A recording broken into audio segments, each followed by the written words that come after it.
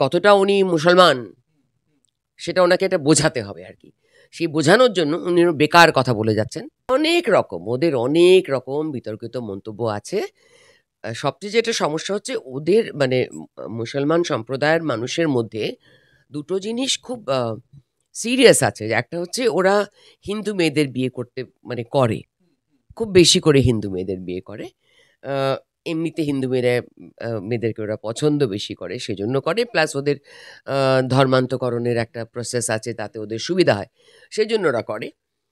এবং তার মধ্যে তো এমনি ধর্ম পরিবর্তন হানতানো, সুবিধা অসুবিধা, কিছুটা ভয় দেখানো, কিছুটা ফেসিলিটিস খ্রিশ্চানরাও করে। হ্যাঁ, উনি তো সবাইকে নিমন্ত্রণ জানাচ্ছেন, নিমন্ত্রণ জানাচ্ছেন। বাংলাদেশ থেকে যত মানুষ আসতে পারেন আসুন, যত মানুষ ইলিগালের আপনাদের লাগবে ভোটার কার্ড বানাতে আমি বানিয়ে দিচ্ছি। আপনি এখানে ভোট দেবেন, ইলেকশনের সময় বেড়াতে আসবেন, ভোটটা দেবেন, চলে যাবেন। এখানে আসবেন, বর্ডার ক্রস করে আসবেন, তারপর এখানে ব্যবসাপাতি করবেন, তারপর যখন ইচ্ছা বোমা বন্দুক বানিয়ে এটা নিয়ে এখানে একটা ঘর বন্ধ করে রাখবেন একটা অন্য আইডেন্টিটি দিয়ে। এই যে দিনের পর দিন একটা করে বোমা ফ্যাক্টরি ধরা পড়ছে, বোমা ফাটে মরছে, এক একটা মাদ্রাসার পেছনে পেছনে বোমার ফ্যাক্টরিগুলো, ওগুলো কোত্থেকে গজাচ্ছে? গুলশান কলোনি কোত্থেকে গজাচ্ছে? এগুলো ফিরাদ বাবুর যদি মানে জানা না থাকে তাহলে কোত্থেকে গজাচ্ছে? এগুলো গজানো হচ্ছে। মানুষ বিভ্রান্ত হয়ে যাচ্ছে পশ্চিমবঙ্গে, যেভাবে এরকমভাবে প্রোঅ্যাক্টিভলি মমতা বন্দ্যোপাধ্যায়ের সাহায্যে এটা কি করে যাচ্ছেন ফেরাদ বাবু। এবং তিনি আগের দিন তো পুলিশকে বকে দিলেন যে কেন ওই কাউন্সিলর বেঁচে গেল, তাই না?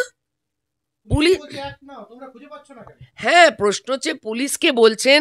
আমার তো মনে হচ্ছে যে পুলিশকে উনি বলছেন যে এ কি, ওই লোকগুলো পালিয়ে গেল কি করে, আর ওই লোকগুলোকে মানে তার মিশন কমপ্লিট না করে পালিয়ে গেল কি করে? তো কাউন্সিলরকে মারা কথা ছিল। গুলশান কলোনিতে আমাদের আরেকটা ভোট করিয়ে আমাদের ওখানে আরেকজন কাউন্সিলর দরকার, যে ওদের সঙ্গে সহমত হয় ইলিগাল বাড়িগুলো বানাবে। আর বাড়িগুলো কর্পোরেশনের পারমিশন ছাড়া হয় না। কর্পোরেশনের মাথা কে, টাকাগুলো কোথায় যায় কারোর বুঝতে বাকি থাকার কথা নয়। নিতে হবেই তো। তো হাতে হাত মিলিয়ে বসে আছে তারা, প্রবলেম হচ্ছে দেখো, দুটো তিনটে ভাগের মধ্যে একদিকে ওরা অভিষেকের দলটা চলে গেছে হচ্ছে কয়লা, গরু, বালি এইদিকে, খনি হেনতানোর দিকে পাচারে, ওই আমাদের একটা ডিভিশন প্ল্যানিং হয়ে গেছে যে বস আমি ওই জমি টমিগুলো নিয়ে আমরা এদিকে করে খাই, তোরা ভাই ওই মানে অভিষেক তোরা ওই দিকটা করে খা আর কি, বালি, গরু, তারপরে যত পাচার ওদিক ওদিক আছে ওগুলো তোরা করে খা। তো এই প্ল্যানিংয়ের মাঝখানে এখন যদি ফেরাদ ভাই মানে এবং তার মেয়র হিসেবে তার অনেক বড় ক্ষমতা দায়িত্ব, তারপরে এদিকে ল্যান্ড রিফর্মের মিনিস্টার হচ্ছে, না হয় তার কারণটা কি? মাদ্রাসা প্রপার ইংরেজি পড়বে না, প্রপার বাংলা পড়বে না, প্রপার তোমরা ম্যাথস পড়বে না, তোমরা সায়েন্স পড়বে না, তোমরা প্রপার হিস্ট্রি পড়বে না, তোমরা তোমাদের নিম্নলিখিত নিজস্ব কিছু পড়াশুনো সেটাই পড়ে যাবে, তোমরা ধর্মপাঠ করে যাবে। তো তোমরা কোথা থেকে লক্ষ লক্ষ নাম্বারে তোমরা সায়েন্টিস্ট, জাজেস, আইএএস আইপিএস হবে? শুধু আইপিএস অফিসে বেশিরভাগই প্রমোটি, ওই ছাড়া আর কিছু বিশেষ মুসলিম কমিউনিটি থেকে তৈরি হয় না, খুব কম। আরও অনেক ক্ষমতাবান মানুষ আছে মুসলমান কমিউনিটিতে, তোমরা ইচ্ছে করে তাদেরকে অন্ধ রাজনৈতিক মানুষ বানিয়ে রাখছো। করা উচিত তো। এত দিনে কেন টনক নড়লো? আপনি কি আজকে নাকি মুসলমান হয়েছেন নাকি? আপনি আজকে জানেন মাদ্রাসার এই অবস্থা পশ্চিমবঙ্গে? লক্ষ লক্ষ কোটি কোটি মাদ্রাসা, ওই যে বাড়িপুরে যাও না একবার, গিয়ে দেখো না, গিয়ে বোমা ফ্যাক্টরিগুলো দেখো না, গিয়ে বাচ্চাগুলোকে দিয়ে বোমা বানানো হয়। তার যে পাথরগুলো ভেতরে গুলটিগুলো আছে, আমি তুলে নিয়ে এসেছি যখন একটা বড় বড় অ্যাক্সিডেন্ট হয়েছিল, নিজে পাথরগুলো তুলে নিয়ে এসছি আমি। কি ভয়ানক রকম কাণ্ড চলে জানেন না? এখন নাটক হচ্ছে নাকি? এনজিও খুলেছে নাকি? দেখো তার মধ্যে কত ঘোটালা পাবে তুমি। আবার এটা ঘোটালা ছাড়া কিছু করে না।